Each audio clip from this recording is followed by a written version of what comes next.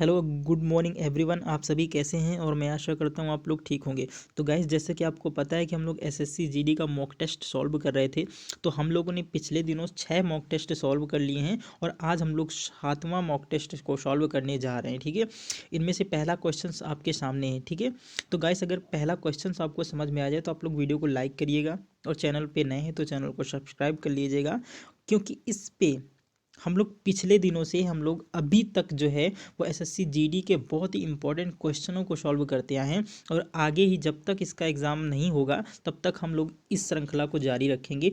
बशर्ते आप लोग चैनल पे नए हैं तो चैनल को सब्सक्राइब कर लीजिए और ज़्यादा से ज़्यादा वीडियो को शेयर करने की कोशिश करें। ठीक है, तो चलिए क्वेश्चन नंबर फर्स्ट देखते हैं क्या लिखा हुआ है।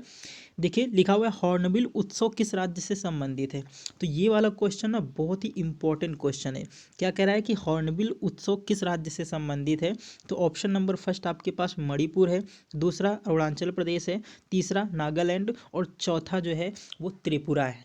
तो क्या लगता है इसका क्या राइट आंसर होने वाला है।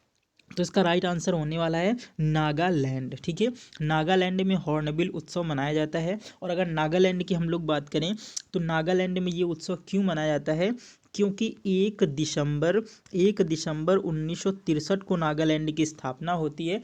तो इसके स्थापना दिवस के दिन ही हॉर्नबिल फेस्टिवल का आयोजन किया जाता है। ये हॉर्नबिल फेस्टिवल की शुरुआत जो है सन 2000 में की गई थी और अब की बार 2022 में इसका 23वां संस्करण आयोजित किया गया है। यानी कि 1 दिसंबर 1963 को स्थापना होती नागालैंड की। और नागालैंड पहले राज्य होने से पहले 1957 तक 1997 में इसको क्या बनाया गया था, तो इसको यूनियन टेरेटरी बनाया गया था। यानी कि पहले ये केंद्र शासित प्रदेश था, लेकिन 1963 में इसको राज्य का दर्जा दिया गया और वो तारीख थी 1 दिसंबर। 1 दिसंबर को यहाँ का स्थापना दिवस मनाया जाएगा और उसी स्थापना दिवस के दिन ही यहाँ पर हॉर्नबिल फेस्टिवल का आयोजन किया जाता है। देखो, हॉर्नबिल जो है ना वो एक पक्षी का नाम है। ठीक है, जो नागालैंड में विशेष तौर पे पाया जाता है। इसकी चोंच जो होती है बहुत लंबी होती है और इसकी कुल मिला के 7 प्रजातियाँ पाई जाती हैं। तो इसका राइट आंसर हो जाएगा नागालैंड। ठीक है, तो इसका कौन सा संस्करण अब की बार मनाया गया है, तो इसका 23वां संस्करण मनाया गया है और आज 1 दिसंबर है, यानी कि आज से इसकी शुरुआत हुई है। चलिए अब हम लोग बात करेंगे इसके एक्सप्लेन की और देख लेते हैं नागालैंड के बारे में। तो सबसे पहले नागालैंड जो है वो एक पूर्वी राज्य है। क्या है ये कि एक पूर्वी राज्य है और इसकी राजधानी जो है वो कोहिमा है। क्या है इसकी राजधानी, इसकी राजधानी है कोहिमा। और यहाँ के वर्तमान जो मुख्यमंत्री हो जाएंगे वो हो जाएंगे नेफ्यू रियो। कौन हो जाएंगे, तो नेफ्यू रियो यहाँ के वर्तमान मुख्यमंत्री हो जाएंगे। अब हम लोग बात करेंगे नेक्स्ट की एक्सप्लेन के देख लेते हैं हम लोग। अरुणाचल प्रदेश के बारे में अगर हम लोग देखते हैं तो सेला सुरंग, सेला जो सुरंग है वो कहाँ पर है, अरुणाचल प्रदेश में स्थित है। और मणिपुर में, मणिपुर का एक प्रमुख फेस्टिवल है जिसको बोलते हैं सिरोई लिली। कौन सा, सिरोई लिली फेस्टिवल जो है वो कहाँ मनाया जाएगा, वो मणिपुर में मनाया जाएगा। और यहाँ पर एक फेस्टिवल मनाया जाता है जिसको बोलते हैं संघाई फेस्टिवल। ठीक है, संघाई फेस्टिवल जो है इसको भी कहाँ मनाया जाता है, तो इसको भी मणिपुर में मनाया जाता है। इसके बाद अगर त्रिपुरा की बात करें तो त्रिपुरा में एक प्रमुख उत्सव मनाया जाता है जिसको बोलते हैं खारची उत्सव। खारची उत्सव जो है वो त्रिपुरा राज्य से संबंधित है। आप लोग कमेंट बॉक्स में बताइए त्रिपुरा की राजधानी क्या है। त्रिपुरा की राजधानी क्या है, आप लोग जल्दी से कमेंट बॉक्स में टाइप कर दीजिए। अब हम लोग बात करेंगे इसके एक्सप्लेन की। चलिए हम लोग बात करते हैं नेक्स्ट की। और देखिए, अगर आप लोग चैनल पे नए हैं तो गाइस चैनल को सब्सक्राइब पक्का कर लीजिए। ठीक है, तो देखिए इसके एक्सप्लेन की। तो नागालैंड की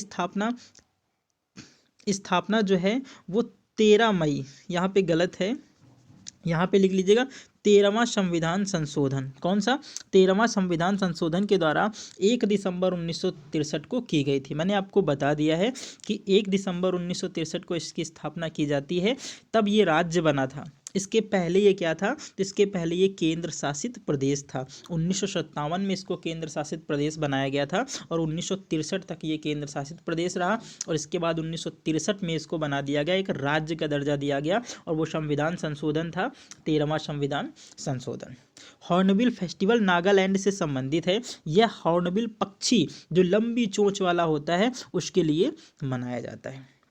भारत में हॉर्नबिल पक्षी की 9 प्रजातियां पाई जाती हैं। मैंने वहाँ पे शायद 7 बताया था, आप लोग यहाँ पे लिख लीजिएगा, 9 प्रजातियां इसकी पाई जाती हैं।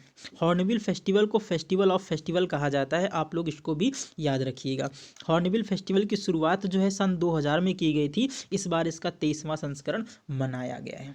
ये मैंने सब पहले ही डिस्कशन कर दिया था, लेकिन यहाँ पे मैं एक्सप्लेन कर रहा हूँ, तो एक्सप्लेन में आपको ज़्यादा से ज़्यादा रिवाइज करवाने की कोशिश करूँगा ताकि आप लोग भूल ना पाएँ इसको। ओके, तो चलिए अब हम लोग कुछ क्वेश्चन पूछेंगे आपसे, आप जल्दी से इसका आंसर दीजिए। सबसे पहले तो मैं आपको ये दिखा दे रहा हूँ कि ये हॉर्नबिल पक्षी है। देखिए यहाँ पे इसकी चोंच कितनी है, यहाँ पे इसकी चोंच जो है वो बहुत ही लंबी है, और यहाँ चोंच के ऊपर जो है यहाँ पे चोंच है। इसकी जो पीठ होती है ये काली काली होती है, और गर्दन जो है इसकी सुआपंखी के तरीके होती है। ठीक है, तो ये कहाँ पर पाया जाता है, तो ये नागालैंड में पाया जाता है, और इसकी कुल 9 प्रजातियां भारत में पाई जाती हैं। ठीक है, इसको क्या बोलते हैं, तो इसको हॉर्नबिल बोलते हैं। क्या बोलते हैं इसको, हॉर्नबिल बोलते हैं। चलिए अब कुछ क्वेश्चंस हैं आपके लिए, जल्दी से आप लोग जवाब दे दीजिए। सबसे पहले तो हम लोग नागालैंड के राज्य दर्शन के बारे में बात कर लेते हैं। तो नागालैंड की राजधानी मैंने आपको बताया क्या है, कोहिमा है, और इसका उच्च न्यायालय गुवाहाटी में स्थित है। कहाँ स्थित है, तो गुवाहाटी में स्थित है। और गुवाहाटी किस राज्य में है, आप लोग जल्दी से कमेंट बॉक्स में टाइप करिएगा। ठीक है, गुवाहाटी जो है ये असम राज्य में स्थित है। कहाँ स्थित है, असम राज्य में स्थित है। और यहाँ के जिले, अगर नागालैंड में जिले की संख्या पूछोगे तो यहाँ पर 11 जिले हैं। नागालैंड में विधानसभा सदस्यों की संख्या 60 है, और यहीं पर लोकसभा सदस्यों की संख्या 2 है। ठीक है, मैं आपको बता दूं कि गोवा जो है वहाँ पर भी लोकसभा सीटों की संख्या कितनी है, 2 है। और अगर सिक्किम की बात करोगे तो सिक्किम में लोकसभा सीटों की संख्या कितनी है, 1 है। और ये सबसे कम लोकसभा सीटों वाला राज्य हो जाएगा, कौन सा, सिक्किम। यहाँ के प्रथम मुख्यमंत्री की बात करोगे नागालैंड के, पी सिलू आओ यहाँ के क्या थे, यहाँ के पहले मुख्यमंत्री थे। और यहाँ का एक प्रमुख पर्वत है जिसको सारामती माउंटेन बोलते हैं, जिसकी ऊंचाई हो जाएगी 3841 मीटर। राष्ट्रीय उद्यान की अगर हम लोग बात करेंगे तो इंटाकी राष्ट्रीय उद्यान यहाँ का बहुत ही फेमस है, और नागालैंड का। ठीक है, तो चलिए अब हम लोग बात करेंगे नेक्स्ट की, और यहाँ पर मैंने आपके लिए कुछ क्वेश्चंस रखे हैं, जल्दी से आप लोग कमेंट बॉक्स में टाइप कर दीजिएगा। सबसे पहले तो बात करें सिरोऊ लिली फेस्टिवल कहाँ मनाया जाता है, तो आप लोग जल्दी से बताइए। तो इसका राइट आंसर हो जाएगा मणिपुर। क्या हो जाएगा, मणिपुर में सिरोऊ लिली फेस्टिवल मनाया जाता है। और इसी के साथ साथ संगाई फेस्टिवल भी कहाँ मनाया जाएगा, तो ये भी मणिपुर में मनाया जाएगा। खारची मेला किस राज्य से संबंधित है, तो खारची मेला जो है वो त्रिपुरा राज्य से संबंधित है। इसके बाद चेरी ब्लॉसम महोत्सव किस राज्य में मनाया जाता है, तो ये मनाया जाएगा मेघालय में। कहाँ मनाया जाएगा, तो इसको मेघालय में मनाया जाता है। मेघालय की राजधानी क्या है, शिलोंग है, यहीं पर इसका आयोजन किया जाता है। बिहू किस राज्य का महोत्सव है, तो बिहू जो है वो असम का प्रमुख महोत्सव है। और जो बिहू है वो 3 प्रकार का होता है। नागालैंड के वर्तमान मुख्यमंत्री कौन हैं, तो मैंने आपको बता दिया था, नेफ्यू रियो यहाँ के कौन हैं, तो यहाँ के वर्तमान मुख्यमंत्री हो जाएंगे नागालैंड के नेफ्यू रियो। तो फिर से एक बार देख लीजिए, सिरोऊ लिली फेस्टिवल मणिपुर में, संगाई फेस्टिवल जो है ये भी मणिपुर में मनाया जाएगा। खारची मेला का आयोजन त्रिपुरा में किया जाता है। चेरी ब्लॉसम महोत्सव मेघालय के शिलोंग में आयोजित किया जाता है।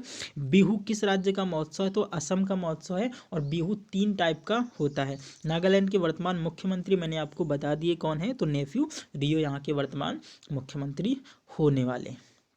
चलिए अब हम लोग बात करते हैं क्वेश्चन नंबर 62 की। देखिए 62 क्वेश्चन नंबर क्या पूछ रहा है आपसे, टीबी मुक्त भारत अभियान के लिए राष्ट्रीय राजदूत के रूप में किसे नामित किया गया है। तो देखिए ऑप्शन लिखे हुए हैं, ए नीरज चोपड़ा, बी दीपा मलिक, सी साइना नेहवाल, डी सानिया मिर्जा। तो क्या लगता है इसका राइट आंसर क्या होने वाला है, जल्दी जल्दी कमेंट बॉक्स में टाइप कर दीजिएगा। तो इसका राइट आंसर होने वाला है option number B, Deepa Malik. ठीक है, ये दीपा मलिक जो हैं ये पैरा एथलीट हैं। कौन है, ये पैरा एथलीट हैं। और इन्होंने रियो ओलंपिक, ठीक है, रियो ओलंपिक में क्या जीता था, तो सिल्वर मेडल जीता था। रियो ओलंपिक में सिल्वर मेडल जीता था। और ऐसा करने वाली ये भारत की पहली महिला पैरा एथलेटिक थी। इसीलिए इनको क्या बना दिया गया है, टीबी मुक्त भारत अभियान के राष्ट्रीय राजदूत के रूप में नामित किया गया है। तो राइट आंसर क्या हो जाएगा इसका राइट आंसर हो जाएगा दीपा मलिक। अब चलते हैं हम लोग बात करते हैं इससे एक्सप्लेन की। देखिए, टीबी मुक्त भारत का जो टीबी मुक्त भारत अभियान का लक्ष्य जो है वो 2025 रखा गया है कि 2025 तक भारत जो है वो टीबी मुक्त हो जाएगा, इसका हमने लक्ष्य रखा है। दीपा मलिक को टीबी मुक्त भारत अभियान के लिए राष्ट्रीय राजदूत के रूप में चुना गया है। दीपा मलिक भारतीय पैरा ओलंपिक समिति के अध्यक्ष भी हैं। ठीक है, दीपा मलिक भारतीय पैरा ओलंपिक समिति की अध्यक्ष भी हैं, जिन्होंने 2016 में रियो ओलंपिक में सिल्वर मेडल जीता था। वह भारत की पहली महिला पैरा ओलंपिक पदक विजेता भी हैं, ये आपको याद रखना है। चलिए अब हम लोग बात करते हैं क्वेश्चन नंबर नेक्स्ट की, और क्वेश्चन नंबर 63 आपके सामने, जल्दी से पढ़िए और इसका जवाब दीजिए। निम्नलिखित में से किससे उत्तर प्रदेश की सीमा नहीं लगती? तो आप लोग यार ये सोचा करते हो कि मेरी शक्ल नहीं दिखती, तो मेरी शक्ल देख के क्या करोगे तुम लोग? आपको क्वेश्चन तो दिख रहे हैं ना, क्वेश्चन एकदम बढ़िया तरीके से दिख रहे हैं, टॉप क्वेश्चन हैं। आपको मेरी शक्ल देखने से क्या फ़ायदा है? अगर आप मेरी शक्ल देखकर ही एग्ज़ाम में पास हो जाओ तो मैं अपनी शक्ल भी तुमको दिखा दूँ। आप लोग ये सोचते हो ना कि जब तक शक्ल नहीं आएगी तब तक यहाँ आप लोग वीडियो वॉच नहीं करते हो। क्या फ़ायदा है यार ऐसी शक्ल का जो एग्ज़ाम में हमको पास ना करा पाए। ठीक है, तो शक्ल मायने नहीं रखती, मायने रखती है कि पढ़ाना। ठीक है, स्किल। तो आप लोग जल्दी से स्किल पे ध्यान दीजिए, शक्ल से कोई फ़ायदा नहीं होने वाला है। तो जल्दी से देखिए क्वेश्चन नंबर 63 देखिए क्या पूछ रहा है आपसे। निम्नलिखित में से किससे उत्तर प्रदेश की सीमा नहीं लगती है? Option number A Haryana, B Rajasthan, C Punjab, या फिर डी बिहार। उत्तर प्रदेश का मैप भी मैं आपको दिखा दूंगा, लेकिन आपको सभी जगह मैप की ज़रूरत नहीं पड़नी चाहिए। आप लोगों को ये चीज़ें ना पता होनी चाहिए कि कौन सा ऐसा राज्य है जो उत्तर प्रदेश से अपनी सीमा को साझा नहीं करता है। तो इसको आंख मीच के आप लोग जवाब देना चाहिए था आप लोगों को। इसका राइट आंसर हो जाएगा पंजाब। ठीक है, क्योंकि आप लोगों को मैं यहाँ पर तो मैप दिखा दूंगा, लेकिन जब आप लोग एग्जाम सेंटर में जाएंगे तो वहाँ आपको मैप नहीं दिखाई देगा। वहाँ आपके दिमाग में जो मैप सेट होगा ना, उसके थ्रू आप लोग इसको सवाल को करने वाले हो, और ऐसे क्वेश्चन से एक ना एक पूछे जाते हैं। ठीक है, तो इसका राइट आंसर हो जाएगा पंजाब। देखो हरियाणा जो है, हरियाणा सीमा साझा करेगा, राजस्थान भी करेगा, बिहार तो करेगा ही करेगा, बस पंजाब जो है सीमा साझा नहीं करेगा, क्योंकि पंजाब जो है इस तरफ पड़ जाएगा और पंजाब के इस तरफ जो है हरियाणा पड़ जाएगा, और हरियाणा के यहाँ पर उत्तर प्रदेश है। ठीक है, तो ये हरियाणा से सीमा साझा करेगा, ना कि उत्तर प्रदेश से। इसका राइट आंसर पंजाब हो जाएगा। अब हम लोग बात करेंगे इसके मैप में, तुमको दिखा देता हूँ मैप से क्या क्या होने वाला है यहाँ पे। देखिए ये मैप है, और मैप के ये जो इस तरफ है ना, ये उत्तर प्रदेश का मैप है। किसका है? तो ये उत्तर प्रदेश का मैप है, और इस तरफ जो है एक देश स्थित है, इसको बोलते हैं नेपाल। ठीक है, तो उत्तर प्रदेश एक देश से भी सीमा साझा करता है जिसको बोलते हैं नेपाल, और यहाँ पर जो ऊपर है इस तरफ है उत्तराखंड। ठीक है, इस तरफ उत्तराखंड है, तो उत्तर में उत्तराखंड से सीमा साझा करेगा, और यहाँ पर थोड़ी सी सीमा जो है वो हिमाचल प्रदेश से भी साझा करते हैं। हिमाचल प्रदेश के आप इस तरफ आ जाओगे तो यहाँ पर जो है वो दिल्ली स्थित है, और दिल्ली के बगल में हरियाणा स्थित है, और हरियाणा के जस्ट नीचे आओगे तो इस तरफ जो है राजस्थान स्थित है, और राजस्थान भी उत्तर प्रदेश से सीमा को साझा करता है। यहाँ पर अगर आप लोग आओगे तो यहाँ मध्य प्रदेश स्थित है, और मध्य प्रदेश के बगल में यहाँ पर जो है छत्तीसगढ़ स्थित है। ठीक है, छत्तीसगढ़ पहले आएगा और झारखंड बाद में आएगा। ठीक है, तो झारखंड यहाँ नीचे जो है वो झारखंड स्थित है, और ये वाला जो पूरा इलाका है आपको ये बिहार का देखने को मिलता है। ठीक है, तो बिहार, छत्तीसगढ़, झारखंड, मध्य प्रदेश, राजस्थान, हरियाणा, और उत्तर में अगर बात करोगे तो उत्तराखंड, ये देश हैं तुम्हारे। ठीक, ये राज्य हैं, 8 राज्य व 1 यूनियन टेरेटरी, टोटल मिला के 9। पंजाब उत्तर प्रदेश से सीमा को साझा नहीं करेगा बिल्कुल भी। ठीक है, तो चलिए अब हम लोग बात करेंगे क्वेश्चन नंबर नेक्स्ट की। देखते हैं क्वेश्चन नंबर नेक्स्ट क्या कह रहा है, जल्दी से पढ़िए आप लोग। दुनिया की सबसे ऊंची चोटी माउंट एवरेस्ट की ऊंचाई कितनी है? ठीक है, दुनिया की सबसे ऊंची चोटी माउंट एवरेस्ट की ऊंचाई कितनी है? तो ऑप्शन नंबर ए कह रहा है 8611 मीटर, बी कह रहा है 8586 मीटर, सी कह रहा है 8848.6 मीटर, और डी कह रहा है इनमें से कोई नहीं। तो एक काम करो, मैं एक ऑप्शन आपके लिए क्या कर देता हूँ, रिमूव कर देता हूँ। अब आप लोगों के पास ऑप्शन नंबर बचे 3, जल्दी से कमेंट बॉक्स में जवाब दीजिए। देखिए 8611 मीटर जो है ये माउंट केटू है, ठीक है, माउंट केटू है, जिसे गॉडविन ऑस्टिन के नाम से भी जाना जाता है, ठीक है, गॉडविन ऑस्टिन के नाम से जाना जाता है। लेकिन ये हिमालय का भाग नहीं है लालू, ये है काराकोरम का भाग। किसका है? काराकोरम का भाग है। और काराकोरम जो है वो ट्रांस हिमालय का पार्ट है। किसका पार्ट है? ट्रांस हिमालय का पार्ट है। तो ये गॉडविन ऑस्टिन है, जिसे माउंट केटू के नाम से जाना जाता है, जो पीओके में स्थित है, ना कि भारत में, ठीक है। हालांकि हम लोग पीओके को अपना ही देश समझते हैं, लेकिन ये वर्तमान में तो पाकिस्तान के पास है, इसलिए इसको हम लोग अभी नहीं कह सकते हैं कि ये हमारे पास है। इसके बाद अगर 85-86 मीटर की बात करोगे तो ये जो है 85-86 मीटर जो है इसको बोलते हैं कंचनजंगा। कौन सी है? ये कंचनजंगा है, ठीक है। कंचनजंगा जो है ये भारत की सबसे ऊंची चोटी है, भारत की सबसे ऊंची चोटी है जो हिमालय में स्थित है। कहाँ पर है तो आप लोग बताओगे? सिक्किम में है। कहाँ पर है? ये सिक्किम में है। कहाँ पर है? तो ये सिक्किम में है, सिक्किम में है। और ये हिमालय की सबसे ऊंची चोटी है, जो कहाँ स्थित है? भारत में स्थित है। अगर आप लोग बात करोगे 8848.6 मीटर, तो ये जो है ये माउंट एवरेस्ट है, ठीक है, माउंट एवरेस्ट है। और इसी को बोलते हैं सागर माथा। क्या बोलते हैं? सागर माथा के नाम से इसे जाना जाता है। सागर माथा इसे किस देश में कहते हैं तो आप लोग बताओगे? नेपाल में इसे सागर माथा के नाम से जानते हैं। और मेरा आपसे एक सवाल है कि नेपाल में तो इसको सागर माथा के नाम से जानते हैं, लेकिन चीन में माउंट एवरेस्ट को किस नाम से जानते हैं? जल्दी से कमेंट बॉक्स में टाइप कर दीजिएगा, ठीक है। अब हम लोग बात करेंगे इसके एक्सप्लेन की, और देखते हैं एक्सप्लेन मैंने क्या क्या आपके लिए रखा हुआ है। देखिए 8611 मीटर जो है ये माउंट केटू है, ठीक है, ये माउंट केटू है। यहाँ पे आप लोग लीजिएगा माउंट केटू, यानी कि गॉडविन ऑस्टिन, जो पाक अधिकृत कश्मीर में है। और ये दुनिया की सेकंड सबसे ऊंची चोटी है, यानी कि दुनिया की सबसे दूसरी ऊंची चोटी कौन सी है? तो माउंट केटू है, जिसे गॉडविन ऑस्टिन के नाम से जानते हैं, जो काराकोरम श्रेणी के अंतर्गत आती है। और काराकोरम श्रेणी किसके अंतर्गत आएगी तो आप लोग बताओगे? ट्रांस हिमालय के अंतर्गत। अब 85-86 मीटर की अगर हम लोग बात करें तो ये कंचनजंगा है, और ये विश्व की तीसरी सबसे ऊंची चोटी है, जो हिमालय में स्थित है। और ये भारत की सबसे ऊंची चोटी है।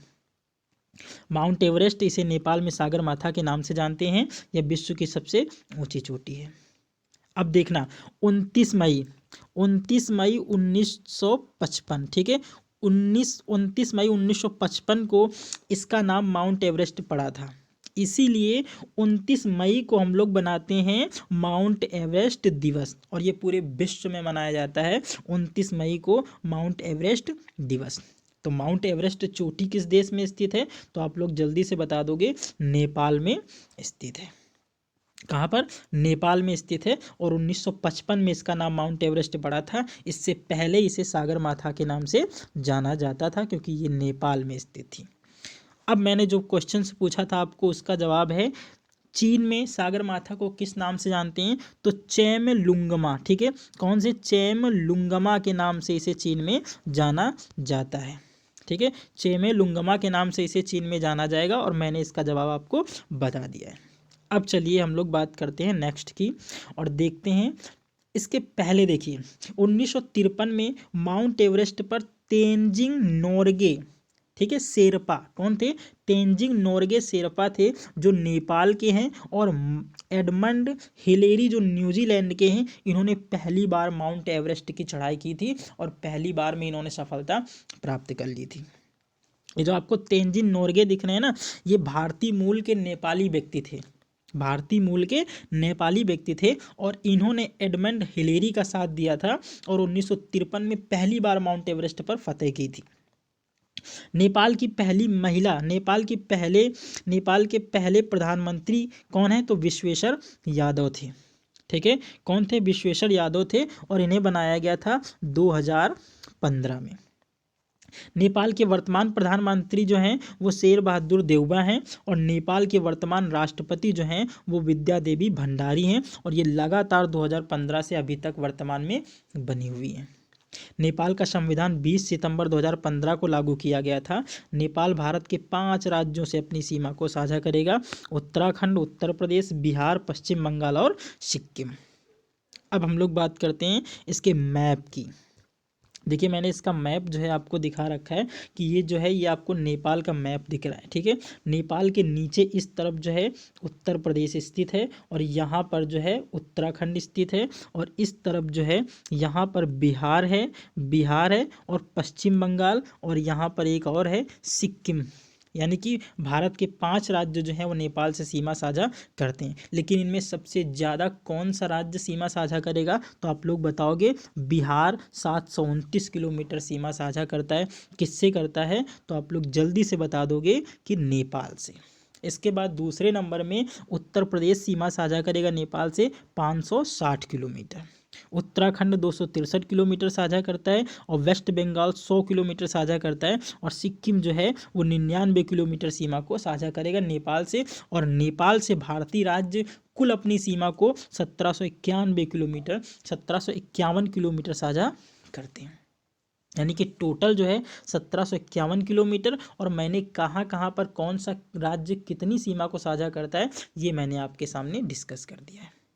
नेपाल के मैंने मुख्यमंत्री, नेपाल के प्रधानमंत्री के बारे में बता दिया, नेपाल के राष्ट्रपति के बारे में बता दिया, सब कुछ तो मैंने यहाँ पे डिस्कस कर दिया है। नेपाल में अगर प्रांतों की संख्या पूछे तो नेपाल में 7 प्रांत हैं। कितने प्रांत हैं? 7 प्रांत हैं नेपाल में टोटल।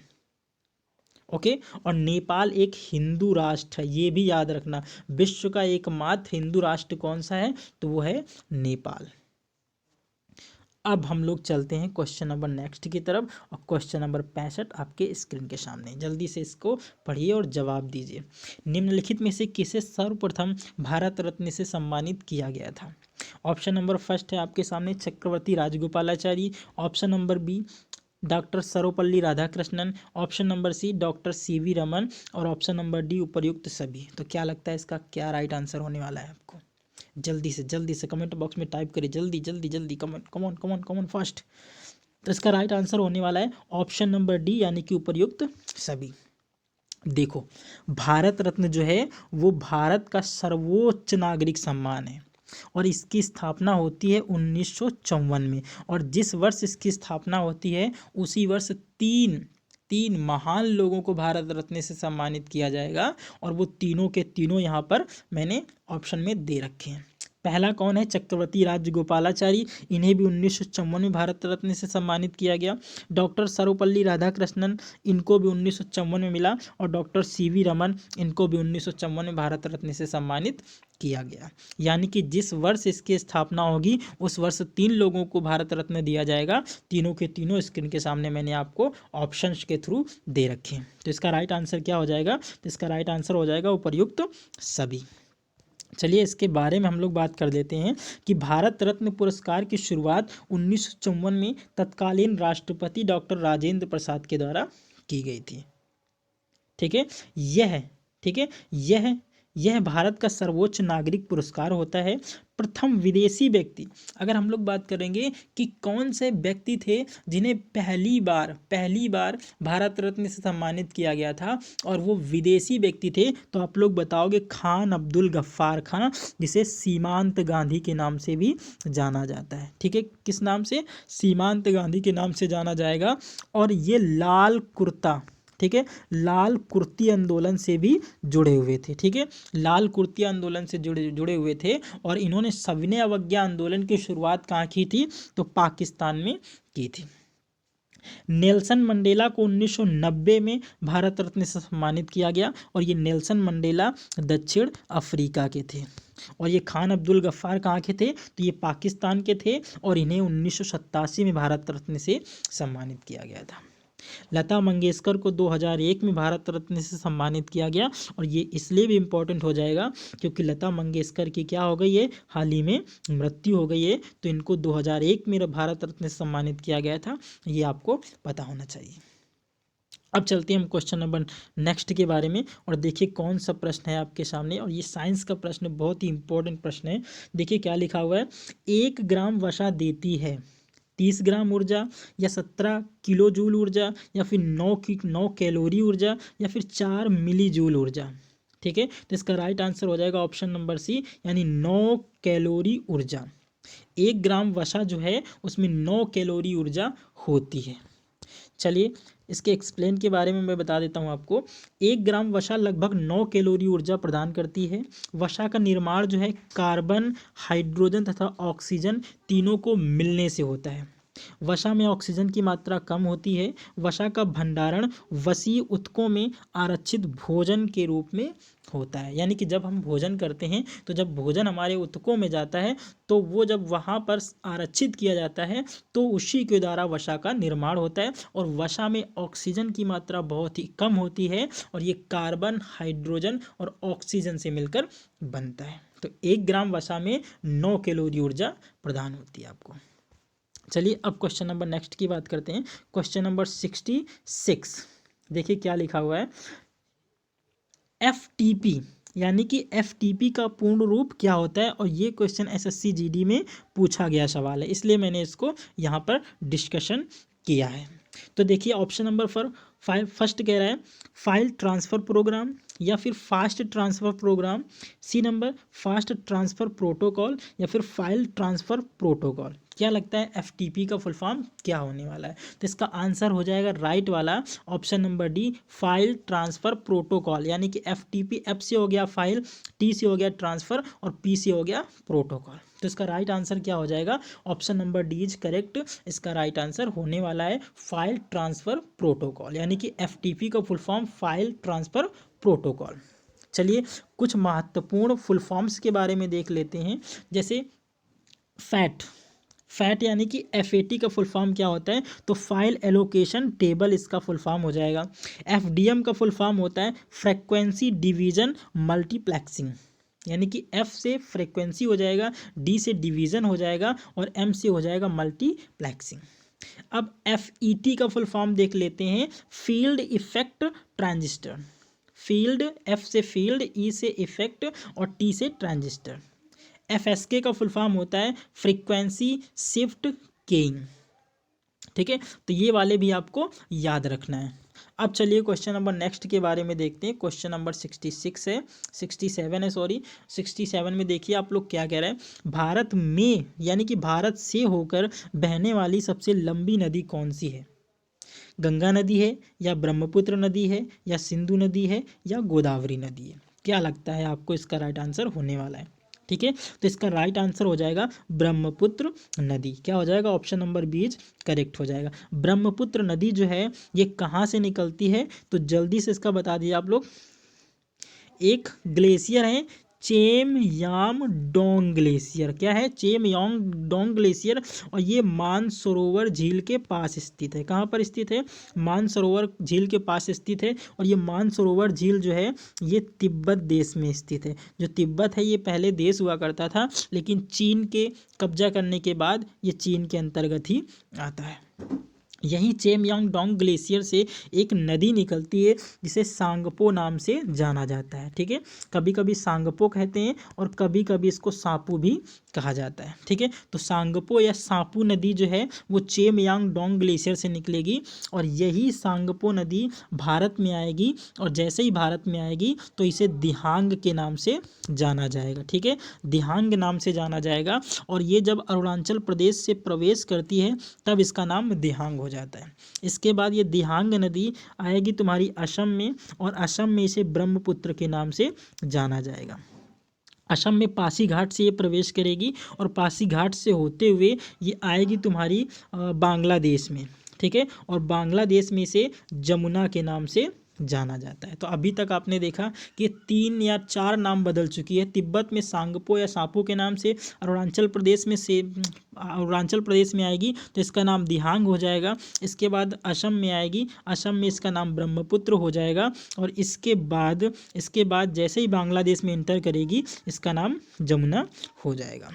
तो ये जो है ये भारत से होकर बहने वाली सबसे बड़ी नदी है, यानी कि इसकी टोटल लंबाई जो है वो 2900 किलोमीटर है। ठीक है, और जो सिंधु नदी है ये भारत से होकर बहने वाली दूसरी सबसे बड़ी नदी है, और इसकी जो लंबाई है वो 2880 किलोमीटर है। ठीक है, इसके बाद गोदावरी नदी जो है ये दक्षिण भारत की सबसे बड़ी नदी है, दक्षिण भारत की सबसे बड़ी नदी है। और गंगा नदी के बारे में अगर बात करें तो ये 2525 किलोमीटर है, जिसमें 2500 जो है 10 किलोमीटर 2510 किलोमीटर बहेगी भारत में, और 15 किलोमीटर जो है वो बांग्लादेश में बहेगी। बांग्लादेश में गंगा नदी का नाम हो जाता है पद्मा, और ये भारत की सबसे बड़ी नदी है, यानी कि भारत से निकलने वाली सबसे बड़ी नदी कौन सी है? गंगा है, और इसको पवित्र नदी के नाम से भी जाना जाता है।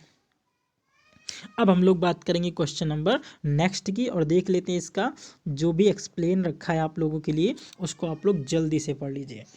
देखिए क्या लिखा हुआ है, भारत से होकर बहने वाली सबसे लंबी नदी ब्रह्मपुत्र नदी है। ब्रह्मपुत्र नदी की कुल लंबाई 2900 किलोमीटर है। भारत से होकर बहने वाली दूसरी सबसे बड़ी नदी कौन सी है? तो सिंधु नदी है। यानी भारत से होकर बहने वाली दूसरी सबसे बड़ी नदी कौन सी? सिंधु नदी है, जिसकी टोटल लंबाई जो है वो 2880 किलोमीटर है। भारत की सबसे लंबी नदी गंगा नदी है, जिसकी लंबाई 2525 किलोमीटर है। इसके बाद दक्षिण भारत की सबसे लंबी नदी कौन सी है? तो गोदावरी नदी है। ये मैंने आपको पहले ही बता दिया है। अब हम मैप के सहारे इसको देख लेते हैं ज़रा सा जल्दी जल्दी। ये देखिए, ये चीन है, और चीन का पार्ट ही कौन है? तिब्बत है। यहाँ पर आपके पास चेमयांगडोंग ग्लेशियर है। कौन सा? चेमयांगडोंग ग्लेशियर है, और यहाँ से ये नदी निकल रही है, यहाँ से निकल रही है, और जो तिब्बत में जब तक बहती है इसे सांगपो नदी के नाम से जाना जाता है। ये जैसे ही यहाँ से प्रवेश करेगी, कहाँ? यहाँ से प्रवेश करेगी अरुणाचल प्रदेश में, इसका नाम हो जाएगा देहांग नदी। कौन सा हो जाएगा? देहांग नदी हो जाएगा। और यहाँ पर ये ऐसे बहेगी, और इसके बाद इसमें सबसे पहले नदी मिलेगी दिशांक नदी, और यहाँ से एक नदी आती है दिबांग और लोहित नदी। ठीक है, इसके बाद यहाँ पे ये वाली बूढ़ी गंडक बूढ़ी दिहांग नदी है, और इसके बाद ये वाली जो है ये दिहांग नदी है। इसके बाद यहाँ से एक नदी मिलेगी धनसिरी नदी, और यहाँ से ये वाली नदी जो है कपिली नदी है। अगर आप ऊपर की बात करोगे तो सुबनसिरी ऊपर से मिलने वाली दूसरी नदी हो जाएगी, और इसके बाद ये जो नदी है ये मानस नदी है। मानस के बाद संकोश, और संकोश के बाद ये तीस्ता नदी है। जैसे ये यहाँ पर प्रवेश करेगी असम में, इसका नाम हो जाएगा ब्रह्मपुत्र। अभी तक इसका नाम क्या था? इसका नाम यहाँ पर दिहांग था। अब ये जैसे यहाँ से प्रवेश करेगी ये बांग्लादेश में, इसका नाम यहाँ पर हो जाएगा जमुना नदी। क्या हो जाएगा? इसका नाम जमुना नदी हो जाएगा। और यहाँ से ये देखो, ये वाली जो नदी है ये गंगा नदी आ रही है, और ये जहाँ पर मिलेगी, जहाँ पर ये गंगा और जमुना दोनों नदी आपस में मिल जाएंगी, इसका नाम हो जाएगा मेघना। क्या हो जाएगा? मेघना इसका नाम हो जाएगा। चूँकि यहाँ से जैसे ही ये बांग्लादेश में गंगा नदी प्रवेश करती है, इसका नाम भी बदल जाता है, और इसका नाम हो जाता है पद्मा नदी। ठीक है, तो मैंने आपको बता दिया क्या क्या यहाँ से प्रश्न बन सकते थे, कौन कौन से मैप में यहाँ से नदियाँ निकल रही थी, और इसको मैंने आपको पूरे ढंग से बताने की कोशिश की है। अब जल्दी से देखिए प्रश्न नंबर 68, जीन किससे बना होता है? जीन जो है किससे बना होता है? न्यूक्लिक एसिड, या फिर प्रोटीन, या कार्बोहाइड्रेट्स, या फिर लिपिड। इसमें कोई सोचने की बात नहीं है, ये न्यूक्लिक एसिड से बना होता है, यानी कि न्यूक्लिक अम्ल से जीन बना होता है। ठीक है, जीन बना होता है। इसके बाद अगर हम लोग बात करेंगे नेक्स्ट की, तो देखिए इसका एक्सप्लेन मैंने कर रखा है। जीन न्यूक्लिक अम्ल का बना होता है।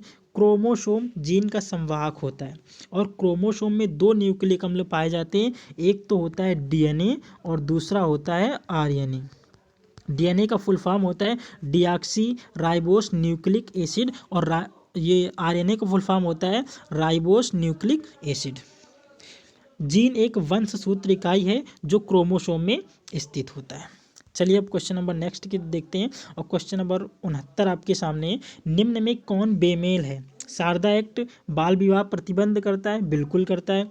आत्मीय सभा केशव चंद्र सेन, ये भाई गलत है। ठीक है, क्योंकि ये आत्मीय सभा की स्थापना जो है 1815 में राजा राम मोहन राय के द्वारा की जाती है। राधा स्वामी सत्संग तुलसीदास के द्वारा, और सत्य शोधक समाज जो है ज्योतिबाबाई फूले के द्वारा की जाती है। ठीक है, तो इसका राइट आंसर क्या हो जाएगा? तो इसका राइट आंसर हो जाएगा बी नंबर। क्या है? ये बेमेल है, यानी कि ये केशव चंद्र सेन की नहीं है, ये है राजा राम मोहन राय की। अब हम लोग बात करेंगे क्वेश्चन नंबर नेक्स्ट की, या फिर इसके एक्सप्लेन के बारे में देख लेते हैं। आत्मीय सभा की स्थापना 1815 में राजा राम मोहन राय के द्वारा कोलकाता में की गई थी। राजा राम मोहन द्वारा ब्रह्म समाज को केशव चंद्र सेन ने काफ़ी लोकप्रिय बनाया था। जब ब्रह्म समाज में विभाजन हो गया तब केशव चंद्र सेन ने भारतीय ब्रह्म समाज की स्थापना की। 1829 में हरि विलास सारदा के प्रयासों से बाल विवाह को प्रतिबंधित करने के लिए सारदा एक्ट पास हुआ था, और ये सारदा एक्ट में लड़कियों की विवाह की न्यूनतम आयु 14 वर्ष निर्धारित की गई थी। 1873 में समाज सुधारक महात्मा ज्योतिबा फूले ने सत्यशोधक समाज की स्थापना की थी।